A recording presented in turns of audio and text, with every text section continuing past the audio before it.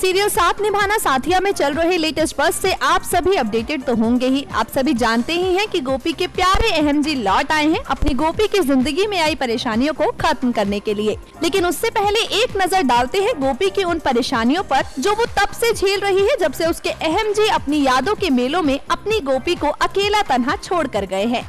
याद कीजिए कि किस तरह डिप्रेशन की शिकार गोपी का हाथ खुद उसकी माँ जी ने कृष्णा के हाथ में दे दिया था। फिर जब गोपी डिप्रेशन से बाहर आई तो उसने अपने मोदी भवन में रिश्तों का एक बदला हुआ सा रूप देखा। आपको बता दें कि गोपी के डिप्रेशन से वापस आ जाने के बाद उसके सामने आया अपने मोदी भवन का एक अलग ही रूप। उसका मोदी भवन उगल रहा था नफरत। उसकी देवरानी यानी परिधि करने लगी थी मोदी भवन पर मुखिया बनकर राज। देवर जी बिजनेस की पावर पाकर बिल्कुल बदल चुके थे और बेचारी उसकी माँ जी यानी कोकिला हो गई थी लाचार। उसने किया अपना बिजनेस शुरू, अपनी माँ जी को उनका खोया हुआ सम्मान वापस दिलाया।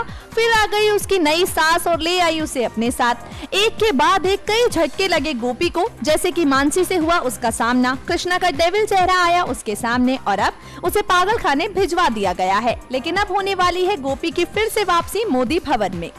जी हाँ, एक बार फिर लौटने वाली है गोपी अपने अहम जी के साथ अपने घर। दरअसल होगा कुछ यूँ कि जब गोपी को फांसी से लटकाया जा रहा होगा तभी वहाँ पे आ जाएगा जग्गी, जो कि है अहम का हमशक्ल, और बचा लेगा गोपी की जान। हालांकि वो शख्स जिसका चेहरा गोपी के अहम जी से मिलता है वो अहम नहीं बल्कि अहम का हमशक्ल है, मगर फिर भी वो गोपी को सभी मुश्किलों से बाहर करके मोदी भवन में सही सलामत ले आए हैं। न्यूज रूम से मेघा की रिपोर्ट।